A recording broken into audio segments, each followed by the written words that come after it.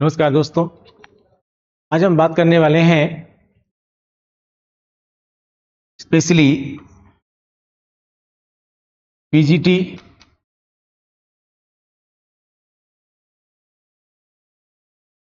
Net और JRF के लिए राजनीति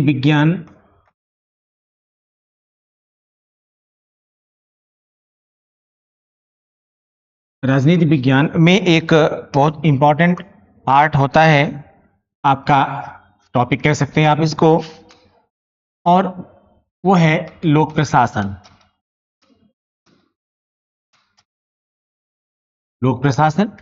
और इस लोक प्रशासन में हम इससे पहले के जो वीडियोस थे उसमें हमने बात किया था संगठन के तत्वों पर। और संगठन के तत्वों में, अगर हम संगठन के तत्वों की बात करें तो संगठन के तत्वों में हम लोग आज बात करेंगे एक बहुत ही महत्वपूर्ण तत्व, समन्वय की। ठीक है, किसकी बात करेंगे हम लोग? समन्वय की। तो हम अगर केवल समन्वय को देखें तो हम यहां पर फिर से एक बार आपको बता रहे हैं कि हम स्पेशली पीजीटी नेट और जेआरएफ के लिए हम बात कर रहे हैं किसकी? समन्वय की। ये लोक प्रशासन में एक बहुत ही इंपॉर्टेंट टॉपिक है समन्वय, जिसको आप कोऑर्डिनेशन के नाम से भी जानते हैं। ठीक है,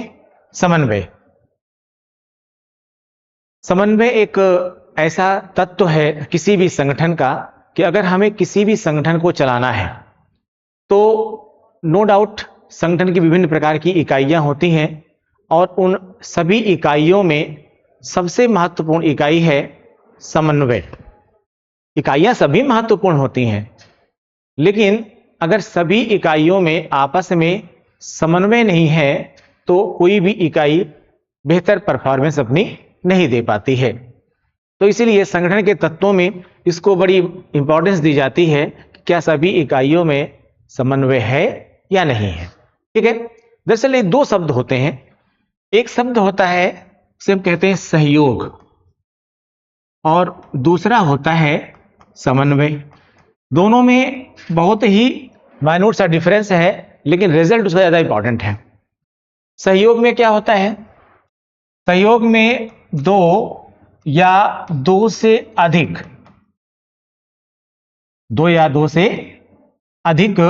चाहे वो व्यक्ति हो या फिर वो संगठन हो या फिर वो इकाइयां हो, इन सब के बीच में, इन सब के मध्य में क्या होती है? परस्पर सहयोग की भावना होती है।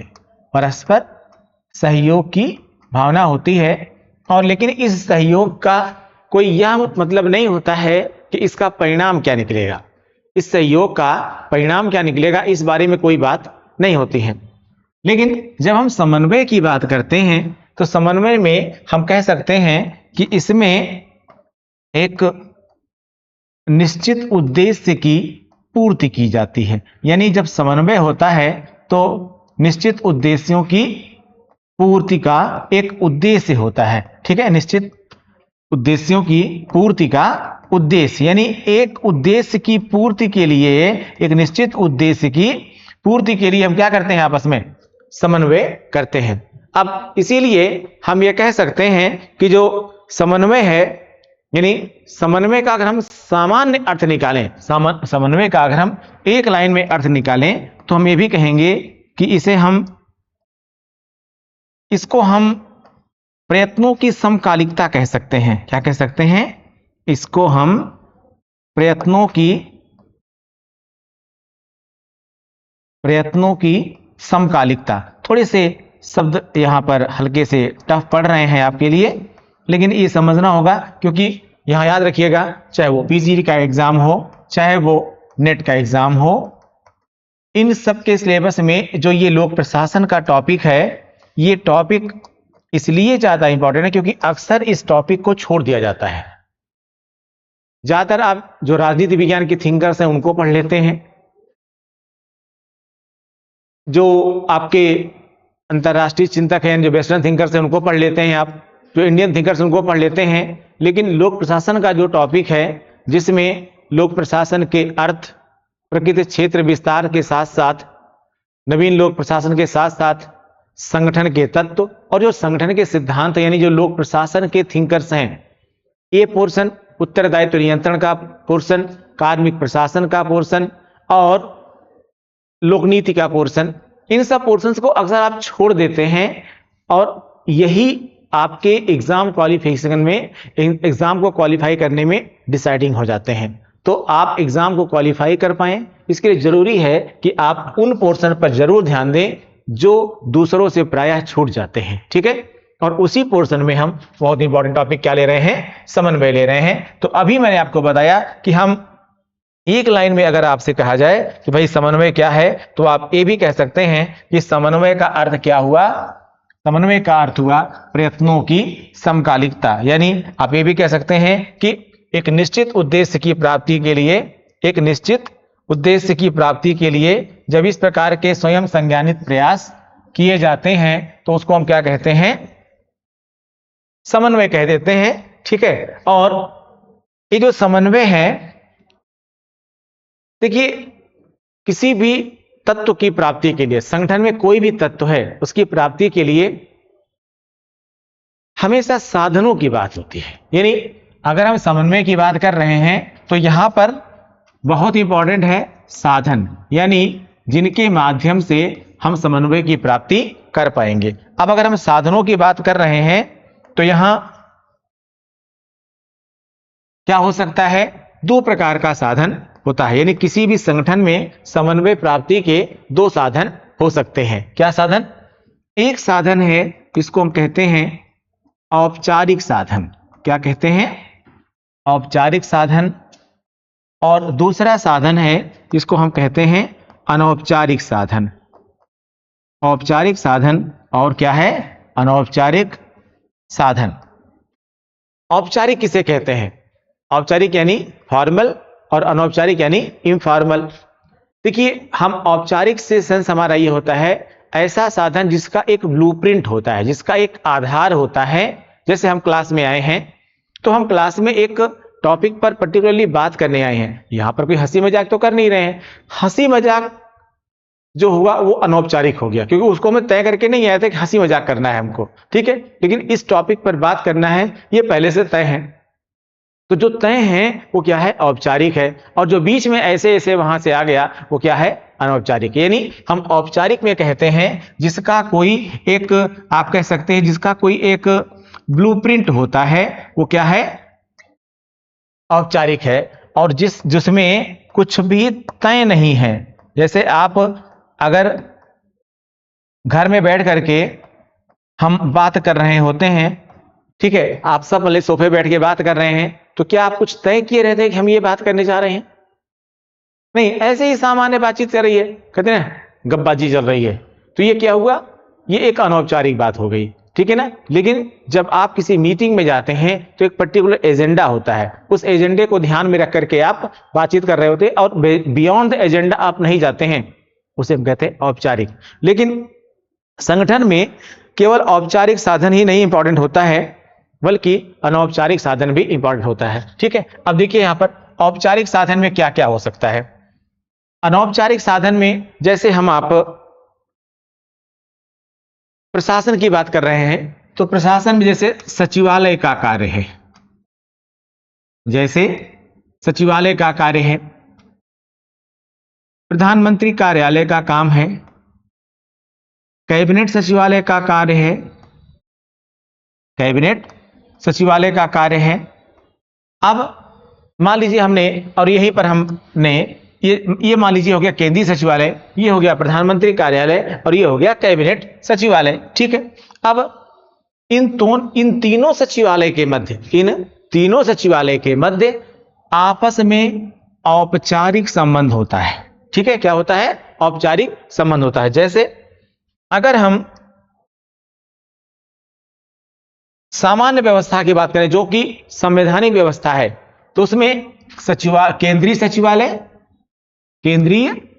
सचिवालय और कैबिनेट सचिवालय, इन दोनों के मध्य में क्या होता है? समन्वय होता है। इन दोनों के मध्य में समन्वय होता है। लेकिन व्यवहारता अगर देखा जाए, जो कि अनौपचारिक हो जाएगा, तो कैबिनेट सचिवालय पीएमओ को रिपोर्ट करता है, केंद्रीय सचिवालय भी पीएमओ को रिपोर्ट करता है, ठीक है, और ये दोनों को ही ऑर्डर भी जारी कर सकता है कई बार, और उनसे रिपोर्टिंग भी ले सकता है। अब ये जो माध्यम बना, बेसिकली जो संवैधानिक व्यवस्था के अनुसार है, वो क्या हुआ?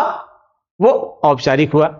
जो संवैधानिक व्यवस्था के अनुसार नहीं है, जैसे कि पीएमओ, तो पीएमओ का संविधान में भी कहीं कोई जिक्र नहीं है, लेकिन यह एक अनौपचारिक संस्था के तौर पर बनाया गया है। ये अलग बात है कि कभी कभी समय समय पर, जिसके भी कुछ कारण होते हैं, कि कब प्रधानमंत्री कार्यालय बहुत शक्तिशाली भी हो जाता है, या बहुत कारणों पर डिपेंड करता है। उनमें से एक बहुत बड़ा कारण है कि जो प्रधानमंत्री है, जो प्राइम मिनिस्टर है, वास्तव में उसकी स्थिति क्या है, उसकी स्थिति के ऊपर, यानी दल में उसकी स्थिति, सरकार में उसकी स्थिति, उसका जो उसकी व्यक्तिगत छवि है, जनता में उसकी पैठ, इन सब के ऊपर पीएमओ का स्तर डिसाइड होता है। यानी पीएमओ कितना शक्तिशाली होगा, इन सब कई कारणों पर निर्भर करता है। तो मैंने जो बताया कि इन सब के मध्य में जो समन्वय हुआ, वो कैसा समन्वय हुआ? वो औपचारिक समन्वय हुआ, ठीक है ना। अब जैसे बजट होता है, बजट के माध्यम से विभिन्न विभागों को, अलग अलग विभागों को धन आवंटित किए जाते हैं, अलग अलग विभागों से विभिन्न प्रकार की आख्याएं मांगी जाती हैं, ठीक है। ये सारा कुछ कैसे होता है? एक फॉर्मल वे में होता है, यानी लेटर के माध्यम से होता है, लोगों को उनसे जो है वार्तालाप करके होता है, लेकिन टू दी पॉइंट होता है। लेकिन वहीं पर अगर हम बात करें किसकी? अनौपचारिक साधनों की, यानी इनफॉर्मल वे की बात करें, तो इनफॉर्मल वे में जैसे कोई संगठन है, जब हम संगठन की बात करें तो हमेशा याद रखिए, सबसे पहले आप परिवार की बात किया करिए, क्योंकि संगठन का सबसे प्राथमिक स्वरूप क्या होता है? परिवार होता है, और सरकार उसका उच्चतर स्वरूप होती है, ठीक है। अब जैसे परिवार है आपका, तो परिवार में अगर आपको समन्वय बनाना है, तो कई चीजें ऐसी हैं जो अनौपचारिक वे में कभी न कभी होती रहनी चाहिए, और अक्सर होती रहनी चाहिए। जैसे बिना किसी बात के आइए भाई चाय पीते हैं, ठीक है ना। बिना किसी बात पे आप सब लोग साथ में बैठ करके भोजन करने बैठ जाएं, ठीक है। आप ब्रेकफास्ट पे आ जाएं, लंच पे आ जाएं, डिनर पे आ जाएं, किसी तरीके से भी आप आपस में मिलजुल लें, ठीक है। तो वहां पर ये चाय पर बैठ करके गप, भोजन के दौरान मिलना जुलना, ये क्या है? वो अनौपचारिक साधन है। आप दोस्त यार हैं, आपने क्या किया? एक चाय पार्टी कर लिया, आपने चाय पार्टी कर लिया। अभी चाय पार्टी आपस में मिलने का एक अनौपचारिक साधन है। इससे क्या होता है? कई बार जो पद सोपानिक प्रोटोकॉल होते हैं, यानी पद के अनुसार उच्च, अधीनस्थ, बीच वाले पद, इन सब के मध्य की जो दूरी होती है, काफी हद तक वो भी कम हो जाती है, खत्म हो जाती है, ठीक है ना। तो ऐसा नहीं दूरी खत्म हो जाती है, लेकिन आपस में एक समानांतर वे में मिलजुल जाते हैं। ये भी आपस के घनिष्ठ संबंधों को बढ़ाता है। चाय पार्टी हो गई, भोज पार्टी, कभी सम्मेलन हो गया, कोई गोष्ठी हो गई, ऐसा जिसका कोई ब्लूप्रिंट नहीं है। जब ऐसी जगहों पर आप मिलते जुलते रहते हैं, तो ऐसे में क्या होता है कि आपस के बीच में आपस में बाइंडिंग बन जाती है, और संगठन में इसी बाइंडिंग का होना बहुत जरूरी होता है।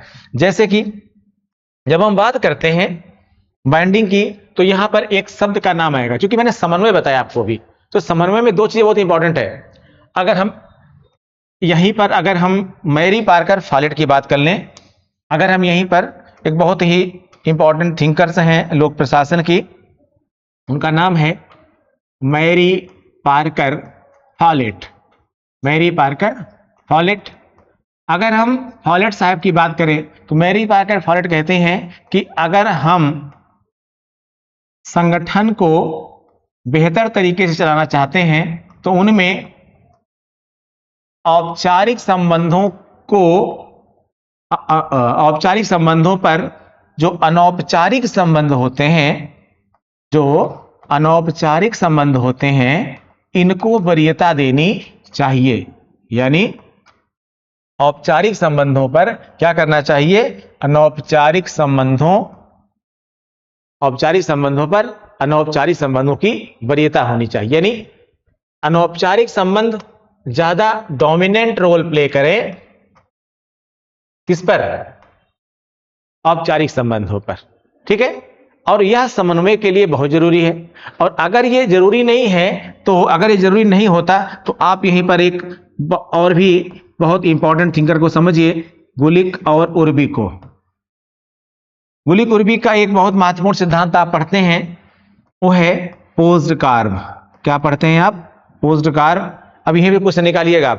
पोज्ड कार्व का मतलब समझते होंगे पूरा आप। पी का मतलब होता है प्लानिंग, पी का मतलब क्या होता है? प्लानिंग। ओ का मतलब ऑर्गेनाइजिंग, एस का मतलब स्टाफिंग, डी का मतलब डायरेक्टिंग, सीओ का मतलब कोऑर्डिनेटिंग, आर का मतलब रिपोर्टिंग और बी का मतलब बस्टिंग। अब अगर आप इस सीओ को निकालिए, ये जो सीओ है इसका मतलब क्या हो गया? Coordinating, coordination.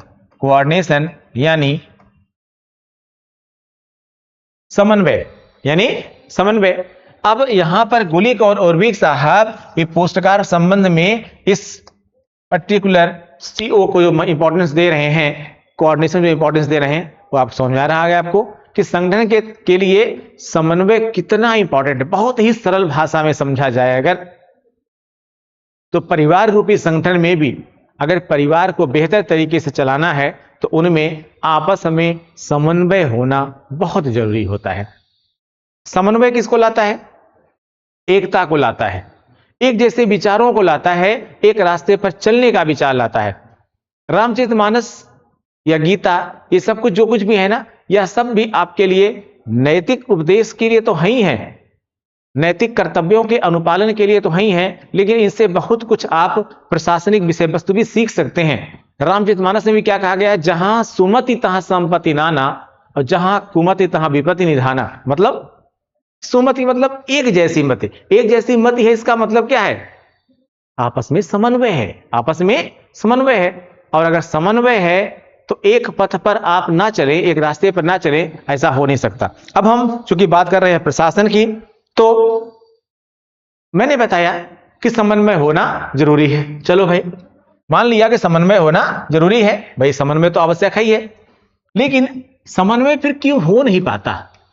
आखिर कुछ तो कारण होगा कि जिससे समन्वय आपस में नहीं हो पाता, यानी कुछ ना कुछ प्रॉब्लम्स होती हैं, कुछ ना कुछ क्या होती हैं? प्रॉब्लम्स होती हैं। अब क्या प्रॉब्लम्स होती हैं, समस्याएं क्या क्या हो सकती हैं?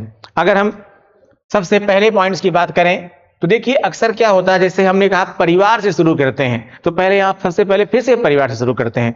जब परिवार का आकार बहुत बड़ा हो जाता है, जैसे जैसे संख्या ज्यादा बढ़ने लगती है, तो उसमें तू, तेरा, मैं, मेरा, हमारा, तुम्हारा, ये सब शुरू हो जाता है। वहीं पर समन्वय में समस्याएं आना शुरू हो जाएंगी।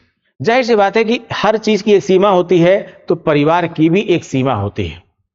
तो एक सबसे बड़ी समस्या आती है ऐसे, कोई भी संगठन होता है, जब उस संगठन का आकार क्या हो जाता है?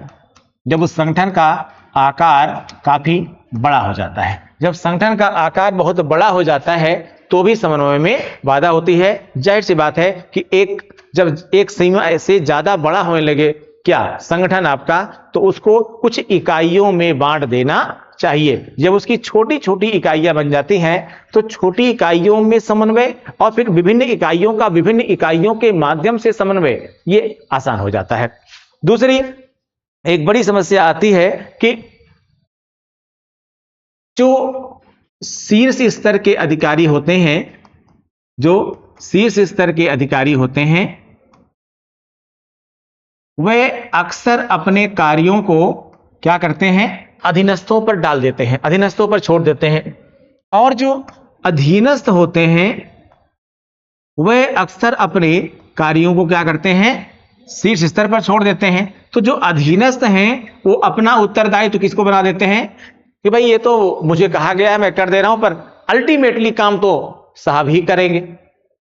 ये कह देते हैं भाई देखिए अभी इस पर प्राइमरी तौर पर काम ही नहीं हुआ है, इसलिए और ये काम तो यही करेंगे।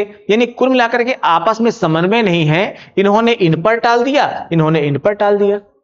अब इन्होंने इन पर टाल दिया, उन्होंने उन पर टाल दिया, तो समन्वय कैसे हो पाएगा? यानी अब आप, और जब किसी कार्य के बारे में कोई रिपोर्टिंग होगी तो कहा जाएगा भाई उन्होंने नहीं किया, ये कहेंगे भाई उन्होंने नहीं किया। इससे तो क्या होगा, आपस में प्रॉब्लम ही होगी ना। तो अक्सर एक समस्या, ये भी एक बहुत बड़ी समस्या आती है। इसके अलावा एक बड़ी समस्या आती है कि जब संगठन बड़ा होता है तो सभी लोग संगठन में एक जैसा सोचे, ऐसा नहीं होता। यानी आप ये कह सकते हैं कि जो विचार होते हैं बेटा, वो विचार एक जैसा नहीं होता है, सबका विचार क्या होता है, अलग अलग होता है। यानी उनके विचारों में अंतर होता है, उनके विचारों में क्या होता है, अंतर होता है। अब अगर विचारों में अंतर है एक ही संगठन में, जैसे कोई राजनीतिक संगठन है, राजनीतिक संगठन में भी देखते हैं सभी लोग एक जैसे नहीं होते हैं, एक जैसा नहीं सोचते हैं। आजकल तो ये व्यवस्था बन गई है कि कहा तो जाता है कि पार्टियों के अंदर भी लोकतंत्र है, लेकिन अक्सर लोकतंत्र देखने को नहीं मिलता।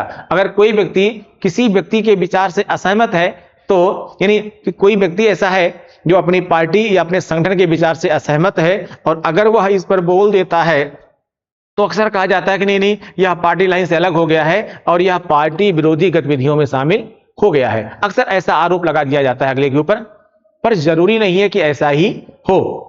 आंतरिक लोकतंत्र में अगर फ्रीडम ऑफ स्पीच नहीं है तो फिर क्या मतलब है। तो यहां कहा गया विचारों में अंतर। दरअसल विचारों में अंतर होना एक सामान्य सी प्रक्रिया है। जब अलग अलग दिमाग हैं तो विचार भी तो अलग अलग होंगे ना, एक जैसा विचार कैसे हो सकता है, जाहिर सी बात अंतर होगा।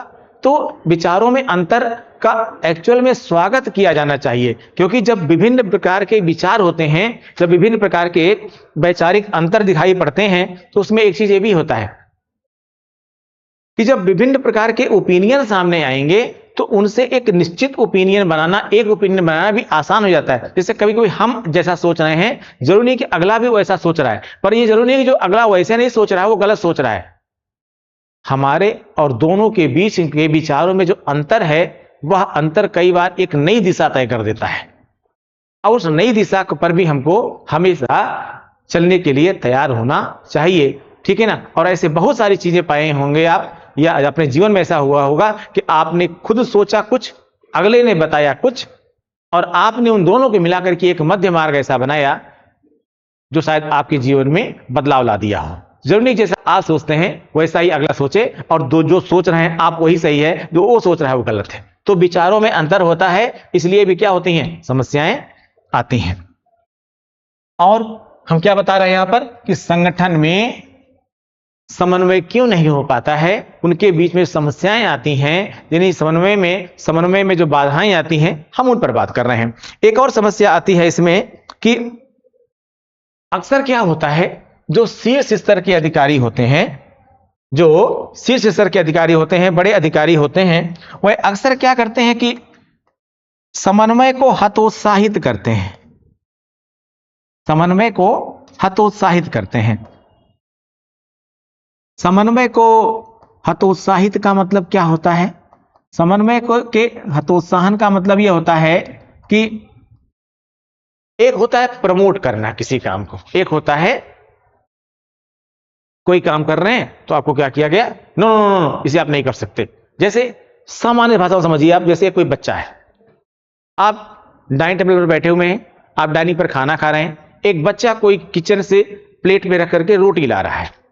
अब बच्चे को एक्सपीरियंस नहीं है, पर बच्चा ऐसा करना चाहता है, हो सकता है आपके घर में कभी हुआ हो।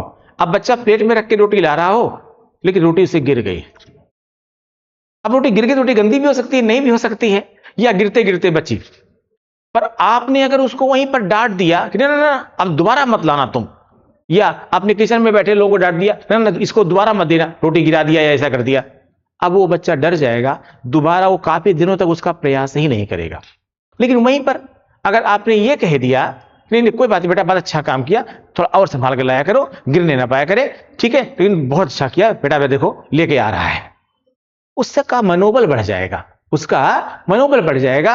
अब ये प्रोत्साहित करना हो गया, ये क्या हो गया, प्रोत्साहित करना हो गया। एक्चुअल में शीर्ष अधिकारियों को समन्वय के लिए प्रोत्साहित करना चाहिए, लेकिन प्रायः क्या होता है कि जो शीर्ष स्तर के अधिकारी होते हैं वो प्रोत्साहित करने के बजाय क्या करते हैं, हतोत्साहित करने लगते हैं। अब कोई हतोत्साहित कर रहा है तो उसके पीछे कोई ना कोई रीजन होगा ना, कोई ना कोई कारण होगा।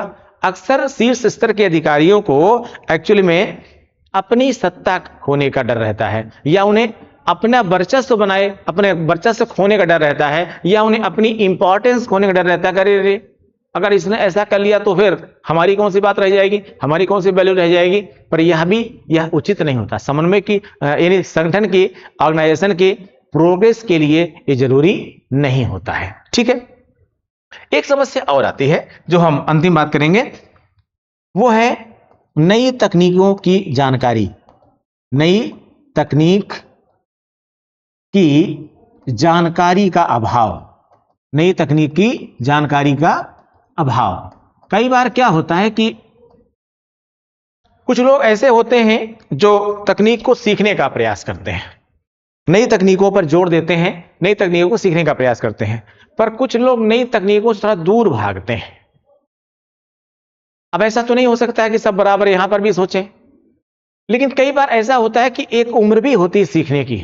अगर उस उम्र तक आपने उस चीज को नहीं सीखा तो फिर आपको आगे सीखने में समस्या होती है। वहीं एक आपके बहुत कम उम्र का बालक या व्यक्ति उसको जल्दी सीख जाता है। तो कई बार अगर नई तकनीक की जानकारी नहीं है और जबरदस्ती आप उनको उसी तकनीक में भेजें, जैसे मान लीजिए सपोज दैट आप व्हाट्सएप पे एक मैसेज पढ़ लेते हैं लेकिन आप पीडीएफ खोल नहीं पाते हैं। तो अगर आपको व्हाट्सएप पे भेजा जाए तो ज्यादा बढ़िया होगा, पीडीएफ की क्या जरूरत है। अच्छा, आप पीडीएफ खोल लेते हैं लेकिन आप डॉक्स को नहीं खोल पाते हैं, उसमें भेज दिया तब क्या करेंगे आप, तब आपको और समस्या हो गई। कोई व्हाट्सएप पढ़ लेता है, उसको आप मेल भेज दे रहे हैं। कोई व्हाट्सएप खोल ले रहा है, मैसेज पढ़ ले रहा है, उसको आप मैसेंजर पर भेज दे रहे हैं। कोई फेसबुक पर पोस्ट को पढ़ ले रहा है, फिर कह रहे हैं आप आइए इनबॉक्स पर में बात कीजिए। तो कई चीजें ऐसी होती हैं जो अगले को नहीं पता है। तो वास्तव में अगर समन्वय बनाना है तो जो जिस माध्यम में समझ रहा हो उसको उसी माध्यम में समझाना होता है। अगर ऐसा नहीं होता है तो भी समन्वय में समस्या आती है। अब देखिए, कोई भी समस्या ऐसी नहीं होती है जिसका समाधान ना हो। ठीक है, तो इसका समाधान भी है। समन्वय की समस्याओं को दूर करने संबंधी सुझाव। कुछ सुझाव यहां पर हम दे रहे हैं जो आपके क्वेश्चन पॉइंट ऑफ व्यू से इंपॉर्टेंट हैं। ठीक है, इन सुझावों को भी समझिए आप और सामान्य तौर पर भी समझिए आप कि इन जो है समस्याओं को आप कैसे दूर कर सकते हैं। ठीक है, यानी इन समस्याओं को का समाधान आप कुछ उपायों को करके दूर कर सकते हैं। जैसे क्या क्या हो सकता है बेटा, सबसे पहली चीज जो मैंने अभी आपको बताया कि संगठन का आकार एक सीमा से अधिक बड़ा नहीं होना चाहिए। एक सीमा से अधिक बड़ा नहीं होना चाहिए। ठीक है, जाहिर सी बात है कि संगठन का आकार एक सीमा से अधिक बड़ा नहीं होना चाहिए। अगर संगठन का आकार ज्यादा बड़ा होगा तो मैंने स्टार्टिंग में बताया कि जितना बड़ा आकार होगा संगठन का उतनी ही समस्याएं भी आएंगी। और उनमें सबसे बड़ी समस्या जो आती है वो समन्वय की ही आती है। समन्वय की समस्या सबसे बड़ी आती है।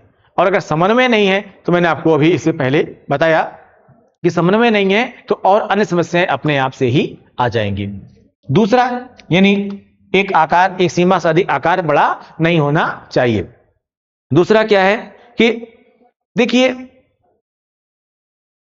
एक शब्द मैंने इससे पहले जो पढ़ाया है संगठन के तत्व, वहां पर इस्तेमाल किया था प्रत्यायोजन का। क्या इस्तेमाल किया था हमने? प्रत्यायोजन का। प्रत्यायोजन यानी डेलीगेशन, जिसमें हमने क्या बताया था आपको कि इसमें उच्च अधिकारी प्रायः अपने अधीनस्थों को सत्ता का प्रत्यायोजन करते हैं, यानी उनको उत्तरदायित्व और कर्तव्यों के साथ सत्ता सौंपते हैं, अधिकार और कर्तव्य सौंपते हैं। इसे क्या कहते हैं? संगठन में प्रत्यायोजन कहते हैं। ठीक है, प्रत्यायोजन भी समन्वय को बढ़ावा देता है। जैसे कोई बड़ा व्यक्ति है और किसी अपने यानी कोई उच्च अधिकारी है और अपने अधीनस्थ अधिकारी को कुछ काम सौंप रहा है, वो काम उसने कर लिया, अगर परफॉर्म कर ले रहा है तो इसका मतलब यह है कि उसको आप थोड़ा सा प्रोत्साहित करिए, इससे समन्वय बना रहेगा। लेकिन अक्सर क्या किया कि आपने काम उस व्यक्ति को दे दिया जिसके अंदर वो क्षमता ही नहीं है, और अगर उसको आपने ये काम दे दिया जिसके अंदर ये क्षमता ही नहीं है, तो इसका मतलब क्या हुआ कि आपने उत्तरदायित्व उस व्यक्ति को दे दिया, ठीक है, जिसको नहीं देना चाहिए था। तो उससे क्या होगा कि वह व्यक्ति जिसमें उत्तरदायित्व का अभाव है, जिसमें क्या है, उत्तरदायित्व का अभाव है, या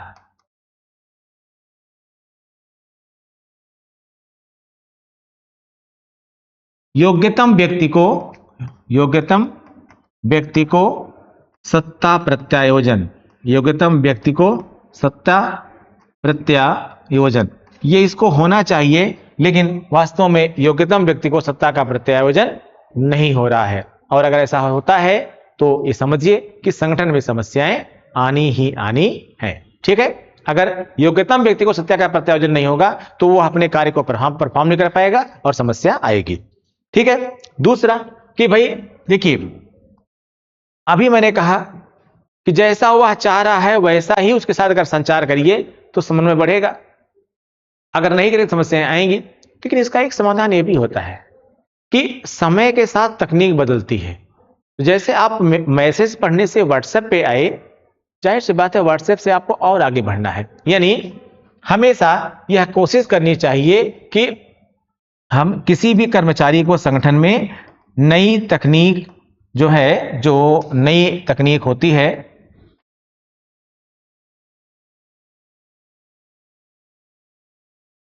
नई तकनीकों को अपनाने पर जोर, यानी उनको प्रमोट करना चाहिए, बाध्य नहीं करना चाहिए, बल्कि उनको प्रमोट करना चाहिए कि आप नई तकनीकों को ग्रहण करने की कोशिश कीजिए। और जैसे जैसे आप नई तकनीकों की ओर बढ़ते जाते हैं, बेहतर समन्वय की संभावना भी बढ़ती हुई चली जाती है। ठीक है, इसमें एक जो सबसे महत्वपूर्ण बात है बेटा, वो यह है कि जैसे अभी हमने आपको एमपी फॉलेट के बारे में बताया था, इससे पहले किसके बारे में बताया था आपको, यहां पर मैरी पार्कर फॉलेट के बारे में बताया था कि इन्होंने कहा था कि जो ये अनौपचारिक संबंध हैं, ये समन्वय में बहुत महत्वपूर्ण भूमिका निभाते हैं। बिल्कुल एक महत्वपूर्ण सुझाव है कि हमें समन्वय बढ़ाने के लिए क्या करना चाहिए, अनौपचारिक संबंधों पर जोर देना चाहिए, अनौपचारिक संबंधों पर जोर देना चाहिए। जैसे हेलो हाय करना है।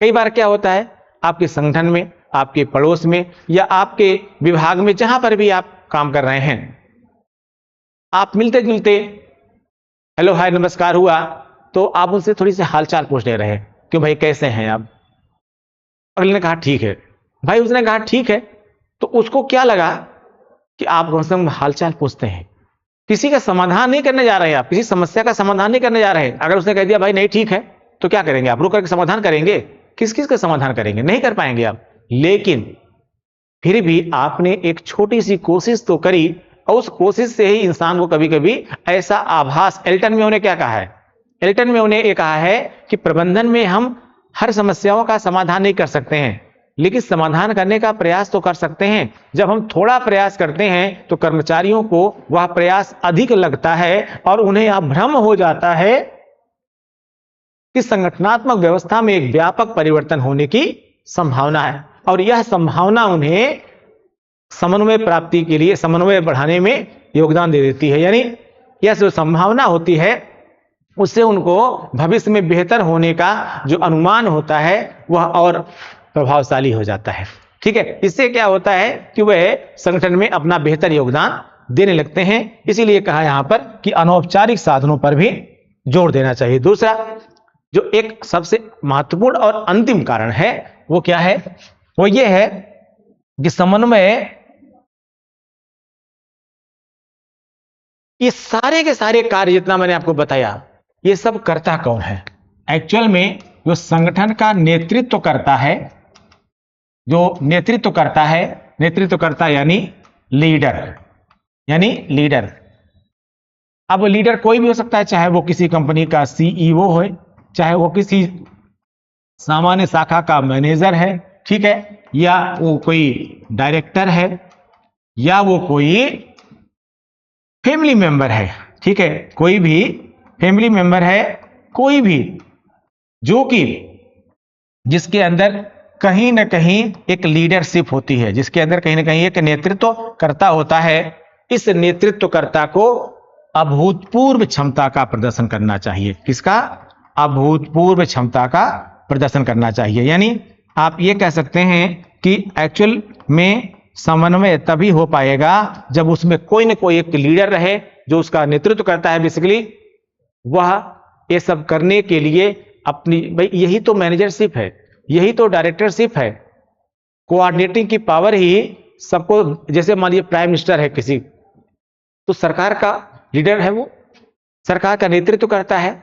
अब उन पूरी सरकार के मध्य में और जिस पार्टी से वह आता है उस पार्टी के संगठन के मध्य में, यानी सरकार और संगठन में किस प्रकार का वह समन्वय करता है। कोई छोटा सा परिवार है, उस परिवार में जो शीर्ष व्यक्ति है, जो सबसे बड़ा व्यक्ति है, वह अन्य व्यक्तियों के मध्य में कैसे समन्वय करता है। ये सारी की सारी चीजें बहुत इंपॉर्टेंट होती हैं, ठीक है। इसलिए सबसे बड़ा जो रोल होता है वो नेतृत्वकर्ता का होता है। इसीलिए आप अगर सुनते हैं कि भाई अब अगले के अंदर लीडरशिप की क्वालिटी है, अगले के अंदर लीडरशिप की क्वालिटी है। इसीलिए अभी एक टॉपिक भी आएगा जिसमें हम पढ़ेंगे, उस टॉपिक का नाम ही होगा नेतृत्व। एक नेतृत्वकर्ता के अंदर क्या क्या होना चाहिए, ठीक है। तो ये मैंने आपको बताने की पूरी कोशिश किया यहां पर कि संगठन में समन्वय कैसे होता है। क्या मैंने स्टार्ट किया यहां पर, सबसे पहले मैंने स्टार्ट किया आपसे कि जो आपका समन्वय है वो क्या है, यानी समन्वय के बारे में बताया मैंने आपको, ठीक है। और समन्वय के साथ साथ बताया कि समन्वय में समस्याएं कौन कौन सी आती हैं, उन समस्याओं का समाधान कैसे हो सकता है, ठीक है। ये मैंने बताने की कोशिश की आपको। अभी जो हमने पढ़ा है उसमें आदेश की एकता पढ़ लिया है, प्रत्यायोजन पढ़ लिया है, अभी हमने समन्वय पढ़ लिया, और इससे पहले हमने पदसोपान भी पढ़ लिया था। और इस संगठन में, इसी में अभी उत्तरदायित्व नियंत्रण पढ़ना है, अभी इसमें संचार पढ़ना है, अभी इसी में केंद्रीकरण और विकेंद्रीकरण पढ़ना है, ठीक है। ये सब वो टॉपिक हैं जो संगठन के तत्व में आते हैं। और जब संगठन के तत्वों को समझ जाएंगे तो हम थिंकर्स के पोर्शन पर आएंगे, क्योंकि इन संगठन के तत्वों का बेहतर कैसे इस्तेमाल किया जाए जिससे कि संगठनात्मक जो हमारा लक्ष्य है वह हमको मिल सके, ठीक है। तो एग्जाम रिवीजन में हम लोग जो अगला लेंगे वो इसी सीरीज में या तो संचार लेंगे या फिर उत्तरदायित्व नियंत्रण लेंगे या केंद्रीकरण विकेंद्रीकरण लेंगे, ठीक है। आप लोग कि स्पेशली पीजीटी के एग्जाम के लिए, नेट के एग्जाम के लिए, जेआरएफ के लिए ये बहुत ही इंपॉर्टेंट टॉपिक है। कंटिन्यूअस रिवीजन करते रहिए।